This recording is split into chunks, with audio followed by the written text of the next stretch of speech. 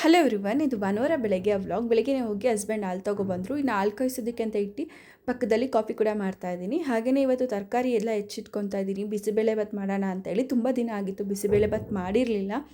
ಇನ್ನು ಕವನ್ಗೂ ಕೂಡ ಬಿಸಿಬೇಳೆಭಾತ್ ಅದೆಲ್ಲ ಇಷ್ಟ ಆಗೋದಿಲ್ಲ. ಬಿಸಿಬೇಳೆಭಾತು ಪೊಂಗಲು ಆ ಥರ ಏನೂ ತಿನ್ನೋದಿಲ್ಲ. ಅವನಿಗೆ ಅಂತೇಳಿ ಸಪ್ರೇಟ್ ತಿಂಡಿ ಮಾಡಬೇಕು ನಾವು. ಹಾಗಾಗಿ ತುಂಬ ದಿನ ಆಗಿತ್ತು ಬಿಸಿಬೇಳೆಭಾತ್ ಮಾಡಿರಲಿಲ್ಲ. ಇನ್ನು ಅವನಿಗೆ ಅಂತೇಳಿ ನಾನು ಸ್ವಲ್ಪ ಅವಲಕ್ಕಿ ಕೂಡ ಮಾಡಿಕೊಂಡೆ. ಹಾಗೆ ಲಾಸ್ಟ್ ವೀಕು ನಾವು ಕ್ಯಾಸ್ಟರ್ ಐರನ್ನಿಂದು ಪ್ರೆಸ್ಟೀಜ್ ತವ ತೊಗೊಬಂದಿದ್ವಿ. ಅದು ಸೀಸ್ನಿಂಗ್ ಮಾಡಿರಲಿಲ್ಲ ಅಂಥೇಳಿ ಅದನ್ನು ಕೂಡ ತೆಗೆದು ಎತ್ತಿಟ್ಕೊತಾ ಇದ್ದೀನಿ ಸೀಸ್ನಿಂಗ್ ಮಾಡಬೇಕು ಅಂತ. ಹಾಗೆಯೇ ಅದು ತವ ಸ್ವಲ್ಪ ಬೆಚ್ಚಗೆ ಮಾಡಿಕೊಂಡ್ರೆ ಆಟೋಮೆಟಿಕ್ಕಾಗಿ ಈ ಥರ ಸ್ಟಿಕ್ಕರ್ ರಿಮೂವ್ ಮಾಡ್ಬೋದು. ಇಲ್ಲಾಂದರೆ ಹಾಗೆಯೇ ತೆಗಿತೀವಿ ಅಂದರೆ ಆವಾಗ ಸ್ವಲ್ಪ ಕಿತ್ಕೊಬರೋದು ನೀಟಾಗಿ ಬರೋದಿಲ್ಲ ಅಂತ ಹೇಳಿ ಅಷ್ಟೇ. ಅದಕ್ಕೆ ಸ್ವಲ್ಪ ಎಣ್ಣೆ ಎಲ್ಲ ಕಡೆಯೂ ಹಾಕಿ ಸ್ಪ್ರೆಡ್ ಮಾಡ್ಕೊಂಡು ಚೆನ್ನಾಗಿ ಕಾಯಿಸಿದ್ರೆ ಆವಾಗ ಸೀಸ್ನಿಂಗ್ ಆಗುತ್ತೆ. ಆ್ಯಂಡ್ ವಾಶ್ ಮಾಡಿ ಸ್ವಲ್ಪ ಎಣ್ಣೆ ಹಚ್ಚಿಟ್ರೆ ಆವಾಗ ತುಕ್ಕೆಲ್ಲ ಹಿಡಿಯೋ ಚಾನ್ಸಸ್ ತುಂಬಾ ಕಡಿಮೆ ಇರುತ್ತೆ. ಆ್ಯಂಡ್ ಇದಾಗಿತ್ತು ಇವತ್ತಿನ ವ್ಲಾಗ್. Thank you.